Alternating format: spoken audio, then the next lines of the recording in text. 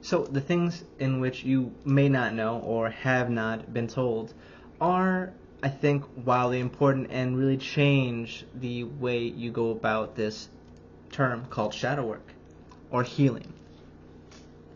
The way in which you are identifying yourself, I think, needs to be brought up to the idea of you realizing you are not your thoughts, you are not your emotions, and you are not your sensory perceptions.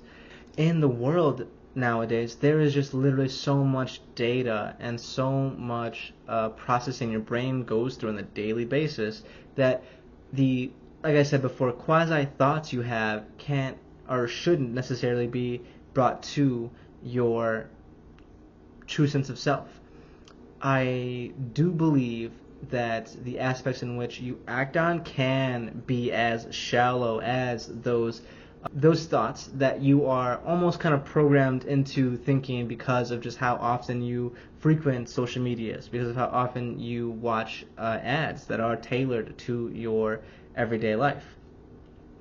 The acts in which you take are defining, but the ones in which you take responsibility for are the ones that ascribe to your core beliefs. When it is that you are realizing your value system, realizing your core beliefs, is the act of you actually addressing the true nature of your identity, the true nature of yourself, no matter if it's conscious or subconscious. The belief system is something that does define both, in psychology at least. So in the moment in which you may go back to a certain thought of an experience or an event that may be positive or negative, the idea of it being just a good or a bad experience is one that's defined by that belief system you have. So when you are ascribing a sense of light or shadow to this term shadow work, you are just scratching the surface of what it is that triggered that mentality, what it is that developed that sort of that belief. Because the core values in which you have in life are the ones in which define good and bad for you. Those core beliefs and those core values are the things that do need to change in order for you to make a difference in your own life. You can't ascribe all the negative thoughts you have in your head to your true self. You can't ascribe every negative thought or voice you hear in your head to be who you really are, or to be that suppressed sense of self. The value and the core belief in which that was established is what will allow you to make that change, not addressing the symptom of it, which is, like I said, just those negative thoughts. Like, I'm not good enough. Where, in what value system, what world was that sort of thought developed? When you get to the true bottom of it, instead of just labeling everything good or bad, you begin to understand a deeper sense of value in which that thought, that belief was created. And then you can learn to either break down that value system and understand that it wasn't a system you want to live by, or you may realize that the way in which you were pushed into that value system wasn't correct, but the system itself is still valid. When, like I said, you get to that point, you get to make that difference. The second thing that you may not know about is that there isn't anything inherently wrong with you.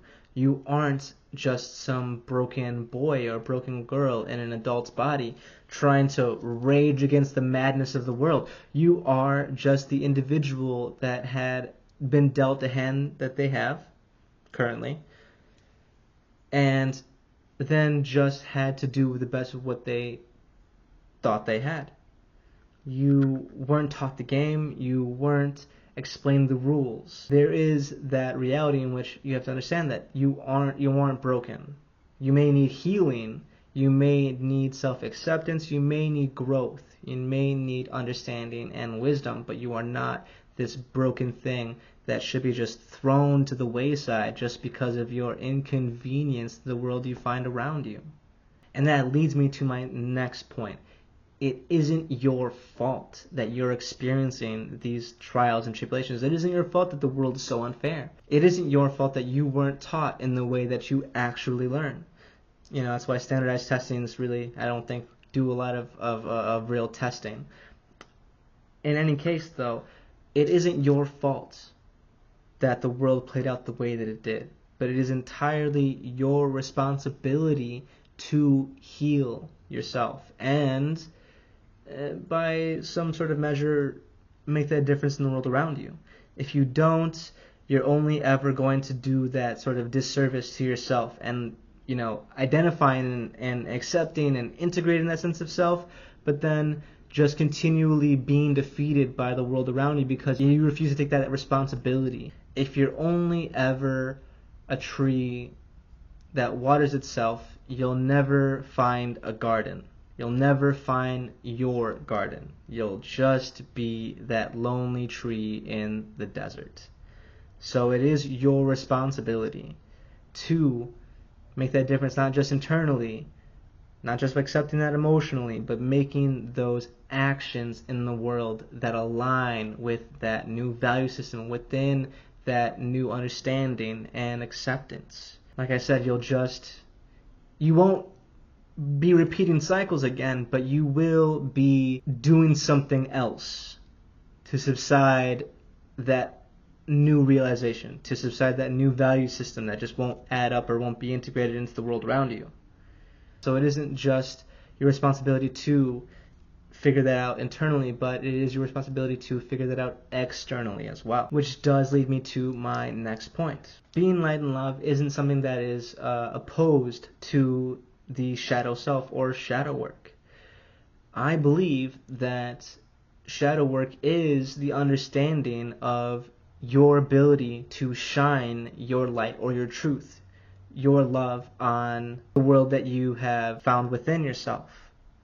This world in which you are now becoming familiar with, you are now becoming aware of and accepting.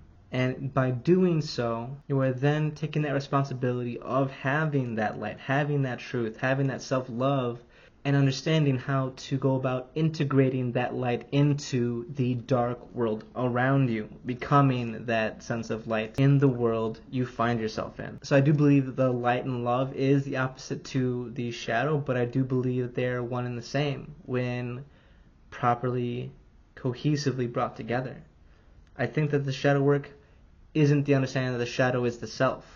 I do believe that the shadow is the way to find the self and then integrate that self into the world around you, so that you do so within a healthy and balanced way, not taking on that worldwide responsibility of spreading light and love, but understanding your place within light and love and allowing that place to be subtly planted into the world around you, and then spreading that foundationally strong and sound of body, mind, and spirit light and love into the unfortunately dark and just treacherous and uncertain world that everyone finds himself in.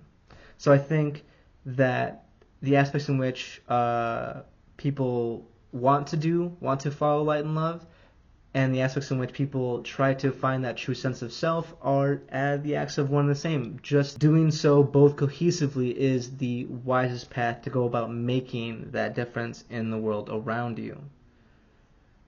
So, I hope this helps, and I hope to see you guys in the next one. If you'd like to, I think that I'm going to be making a video on that sort of positive focus comparative to the shadow work, and trying to explain what it is that you can do to really make those actions to find that balanced middle, and understanding what each action and what each belief system has in correlation to one another, so that that balance can be understood and can be acted on wisely. So, like I said, I hope to see you guys in the next one. Deuces.